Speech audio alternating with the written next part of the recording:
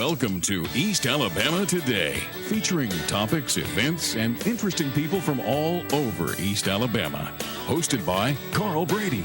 Now, let's get right to the show. Here's Carl Brady. Hello, everyone. Welcome into East Alabama Today. I'm Carl Brady. Thanks for being with us on today's program. As always, we'll start things off with some contact information. In case you'd like to get in touch with us here on the program, we would love to hear from you. And all you have to do is send me an email, cbrady@tv24.tv. That's the best way to get in touch with me, to let me know about the things that are going on in your community. We cover 9 counties of East Alabama, and if there's something happening in your neck of the woods, fairs, festivals, special events, things like that, we'd love to know about them.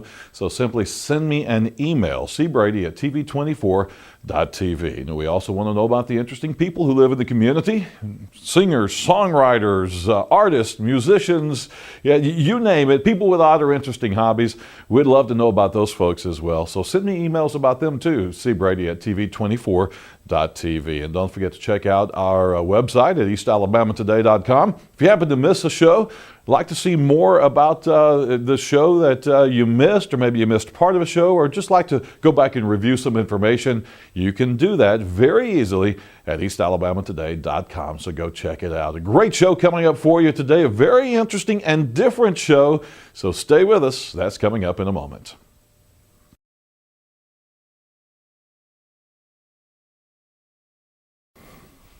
And we welcome you back into East Alabama Today. Again, I'm Carl Brady. Thanks for joining us. Our guest in studio with us today is David Savage. David, welcome to the program. Great to see you. Thank you very much. Nice to meet you. David is one of the founders and vice president of a company called Pioneer Green that is an alternative energy company, and you guys are based in Texas. Is that right? That's right. Our headquarters is in Austin, Texas, and then we have operations on the West Coast and on the East Coast as well. Absolutely. So alternative energy is one of the things that's getting a lot of attention over the last few years as we, in a lot of cases, try to move away from fossil fuels and things like that, looking for other ways to create that electricity and the energy that we need. Talk about what led you guys into creating Pioneer Green and getting on the cutting edge of green technology and alternative energy sources. Our founders of our company, which was formed about 3.5 years ago, mostly had worked previously with other wind energy companies over the years, and it's an exciting industry to work in, fascinating technology, and a rapidly evolving industry. So we decided to form this company so that we could focus our efforts on developing just a few wind and some solar energy projects around the country that we thought would make really great projects. We really enjoy the development work, and we really enjoy being associated with projects that we think are good for the country and good for communities. Talk about wind energy in general. We've seen a few pictures on TV, or maybe if we're driving in the Midwest, we've seen some of these wind fields or with giant windmills, or maybe we've seen people have watched the new TV show, I think it's on the Weather Channel, about the guys who climb these things and work on them. Talk a little bit about wind energy and how that can contribute to our energy needs in the future. Wind energy has been around for hundreds of years. Most of the windmills you may have seen in an old Western, or you may have seen in your travels out west that pump some water. Right. Or in Europe it may run a grist mill. But modern wind energy machines are really a feature of about the last 15 to 20 years. And they each can generate a really amazing amount of power. And when you add a group of these together, we call it a wind farm. And the wind farm can generate electricity the same way that a other kind of power plant can do it, whether it's hydroelectric or coal or natural gas plant. So they've become increasingly part of the country's just mix of energy sources that help us have a diversity of supply. And wind energy has its own unique advantages in that Of course, there's no pollution, Right. and they don't have any fuel. The fuel is free; it's the wind, and so it has some really nice advantages. It produces power at a rate that everyone knows what the cost is going to be for 30 years. Yeah. And so it's wind energy nationally is probably now about 3 to 4% of the total energy production in the country, but it's growing fairly rapidly, and it's mainly been enabled by some amazing new technology that is captured in these large machines that you'll see around the country. I know the first question that comes to mind a lot of time with wind energy is, what do you do when the wind's not blowing? Is there always enough of a breeze to keep those things turning? What happens when it's the middle of summer and it's hot and humid and sticky and there's not a breeze blowing that you can find anywhere? Well, it doesn't blow all the time. Everyone knows that. It actually blows most of the time, and turbines, we call them wind turbines, and these wind farms will be spinning at some rate most of the time. Really, even though we don't know when the wind is going to blow from hour to hour and day to day, it's actually pretty remarkable that we can tell with pretty amazing accuracy what the average wind energy is going to be over a long period of time. So when we develop one of these plants, what we'll do is we'll take on-site measurements of the wind energy for usually a period of 2 years and sometimes longer. And that will enable our meteorologists and other folks to establish essentially a projected energy production over 3 decades.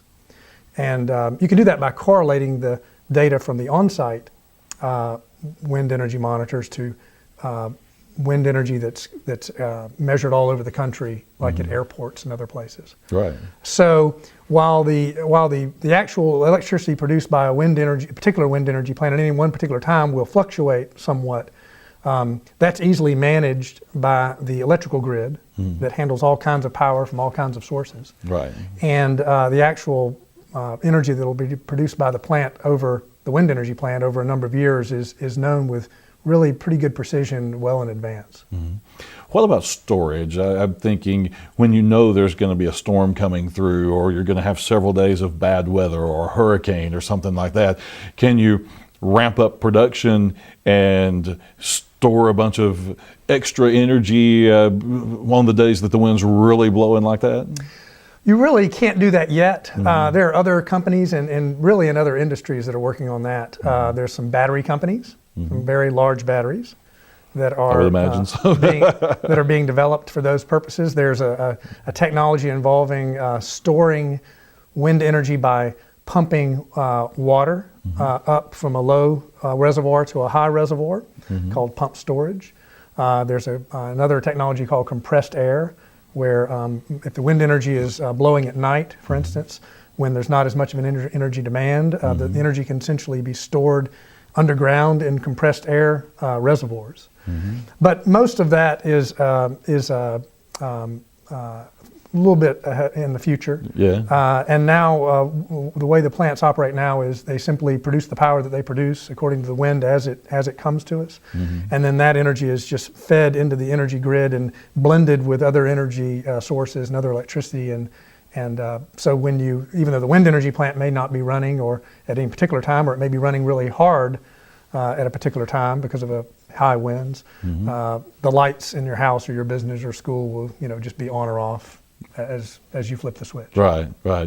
Now, the reason we're talking about wind energy and talking with David today and his company is you may, or it's the word's really not gotten out a whole lot yet, but David's company, Pioneer Green, is in the process of developing this technology in Northeast Alabama, in the East Alabama area, in Cherokee County, up around Center, Leesburg, Weiss Lake area, everybody's familiar with, an area overlooking Leesburg called Shinbone Ridge, and the area of the Cherokee Rock Village up there. You guys have proposed a wind farm project in that area.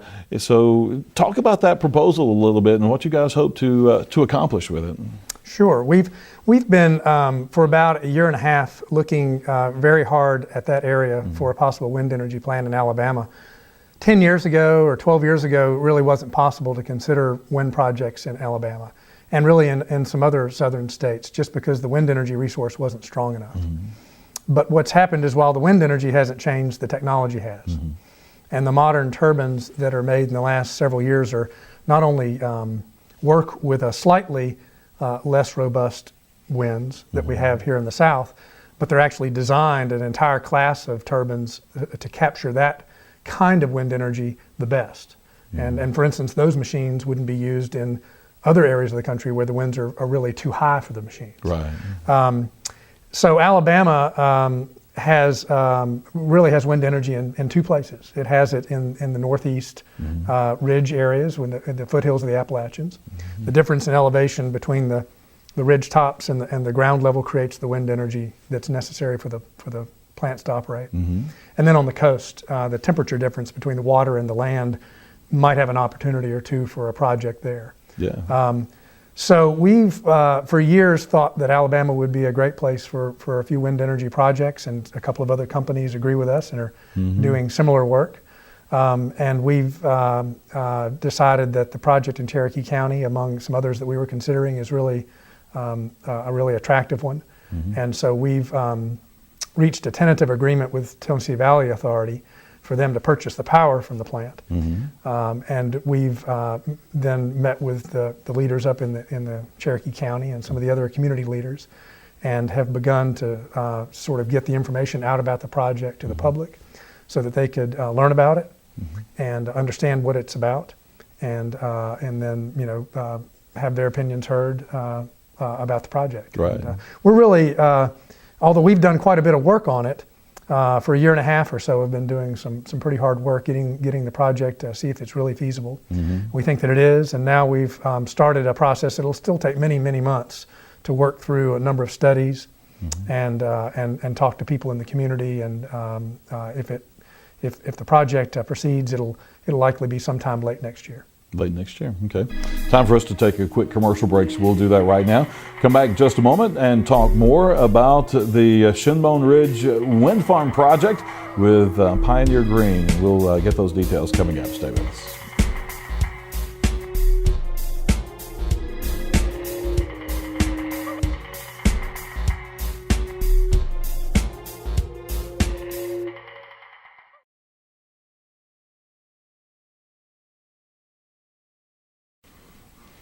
And welcome back into East Alabama today. David Savage is our guest with Pioneer Green, an alternative energy company developing wind farms and solar energy throughout the country, and moving into the East Alabama area with a proposed project up in Cherokee County along Shinbone Ridge and the Little Rock City or Cherokee Rock Village area overlooking Leesburg. And people in the area are familiar with energy production because of Weiss Lake, the Coosa River. We've got all kinds of hydroelectric dams in our area where we understand that process of moving the turbines, spinning the turbines, and producing electricity.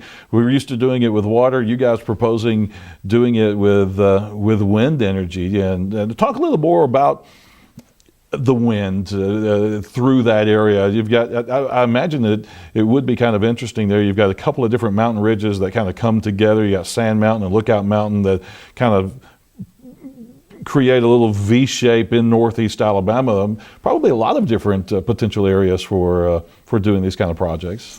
There are. When you look to develop wind energy plants, you have to put together 4 or 5 different pieces of a puzzle. They all have to fit for the area to be an attractive option. One's obviously the wind energy, but it's really only a piece of it. In addition to that, you have to have transmission lines nearby, which while we see a lot of power lines when we drive around, but most of those are power lines just going to our homes and businesses. Right. They're not big enough to carry large amounts of power. True transmission lines are less common than we think, and the plants need to be sited near those. Otherwise, you're building a wind energy plant and a transmission line, and we don't do that kind of work. And we like to just build the wind energy plants. Right. And then there are a number of other factors that kind of have to come together. And when you add all of those together, they'll only be a few of the areas that might seem appropriate for wind energy that would actually work out. And that ridge there next to Weiss Lake has all the ingredients for a good project. One thing that's interesting about the area and the different sources of energy that supply the area. You've got the hydroelectric from the dam, but they're not building any more rivers, Right. and so there aren't really going to be any more hydroelectric dams. And we're worried about the water flow through the Coosa River because Georgia's taken all our water. there all kinds of concerns. There sure are. And then the population's growing, the economy's growing, not as fast as we'd all like, but it is growing. And older energy plants, they're in many different places, but as they get old, they have to be retired or retrofitted. Right. And so there's constantly the need to make a choice about what kind of new energy plant are we going to build, where we're going to build it. And so the way we think of our plants are that since we are going to have more energy, what's the best kind of energy plant to have and where? And we think this would be a good one. How did you come to the choice of the Cherokee Rock Village area? That's been a little bit of a controversy with some of the people in the area. It's a public park. The county owns land there. The county park committee or group has some say-so over that land. Part of that area up there, I believe, is part of the National Preserve as well. I may be mistaken about that. But how did you come upon that area to choose that area? Right. Well, the project is almost entirely on private land. It's the ridge that runs behind Cherokee Rock Village down to the county line, and TVA has a program where they're supporting these kinds of projects in their service territory, and that ends at the county line, which was one factor that led to the particular location we picked. The plant would actually be on the ridgeline behind Cherokee Rock Village. There's been discussions with the Parks Board in Cherokee County about possibly having one of the turbines on park-owned land, but it wouldn't really be part of the park. There's a wonderful area up there, of course, at Cherokee Rock Village with magnificent views, and world-class rock climbing, and a really beautiful area. Yeah. The place that the wind turbine might be placed would be almost 2,000 feet from that main area, which is it's over 7 football fields away, and then the balance of the turbines would be down the ridge farther to the southwest. So it really is a private land project, and if we were to work out something with the park where a turbine was on park land and that became an attraction that then people could come to the park to see that turbine as well. And I imagine that it would be part of an attraction. They're fascinating pieces of machinery to look at, and we haven't talked about this yet, but we are talking about what we've seen on TV. These big white windmills. That's what we're looking at, basically, aren't we? We are. They're large machines. They're white, usually white or off-white in color. 3 blades, look essentially like a large propeller. Turning, they turn fast, but they actually appear to turn rather slowly to our eyes. Yeah, right. Yeah. But we think it would be a great attraction for the park. It's of course for the Parks Board to decide that, but we like the idea and have been available to work with them to work out some sort of cooperative arrangement where the park's uses would all be protected and preserved, and yet there would be an additional feature sort of at the back end of the park where there's some unused land for people to see one of the turbines a little bit up close. Right. Most of the turbines around the country are visible, but usually from a little bit more of a distance. And where projects have been built for the first time in a new area particularly, and there's been an opportunity to see them up close, they've had some pretty amazing tourism successes with school groups for education and Boy Scout groups and just frankly regular folks wanting to go see what the machines look like and learn about it. What will we see on the ridge, and how many of these things are you proposing? As we're driving up Highway 411 from Gadsden to Center into Leesburg, you see the ridge, almost the whole drive up there. As we're driving that way and we look off to the left, what will we actually see?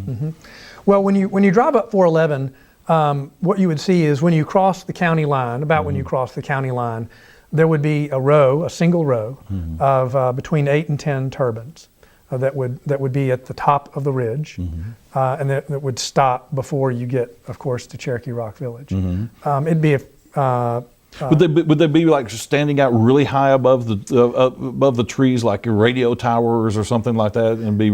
I'm just getting this really interesting view in my own head of what it might look like. They will be very prominent, and they will be very easy to see. They're quite tall, and they're white, and they're slowly turning, so they'll be very visible. We'll actually conduct computer simulations in the coming months to show people what they'll look like.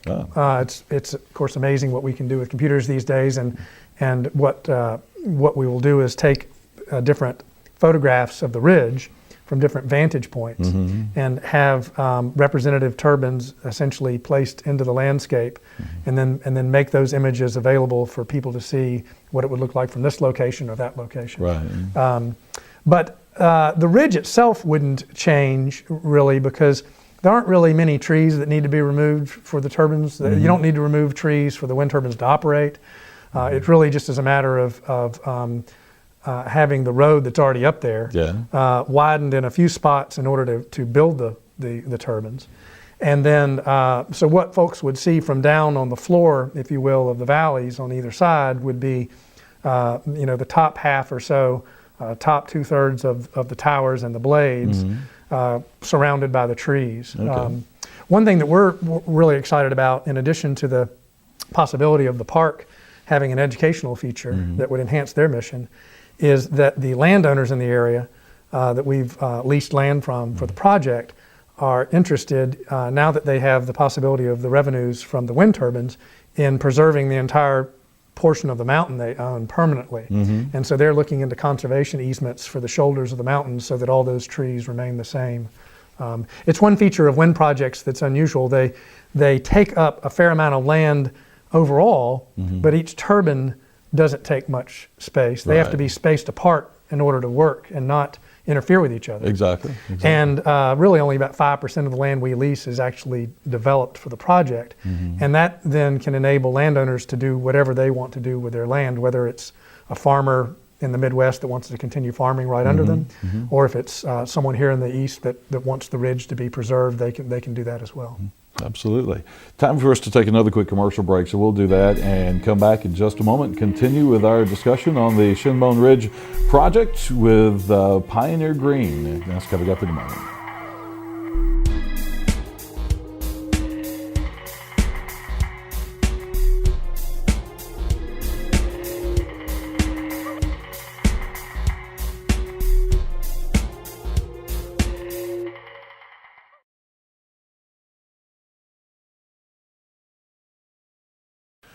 Well, unfortunately, that is all the time we have right now to continue our talk with David Savage of Pioneer Green Energy about the Shinbone Ridge project going on up in Cherokee County, or the proposed project in Cherokee County. Now, David is going to stay with us. We're going to have another episode about this same topic coming up as well in another week or two. So be sure to stay tuned. Keep an eye out on East Alabama Today to learn more about the Shinbone Ridge Wind Farm project that is potentially coming to Cherokee County, Alabama. The website for you to get more information on this project and to have some questions answered, to learn more about wind energy, is shinbonewind.com. Go there, learn more about this proposed project in Cherokee County. That's it for East Alabama Today. Hope you have a great day today. We'll see you next time.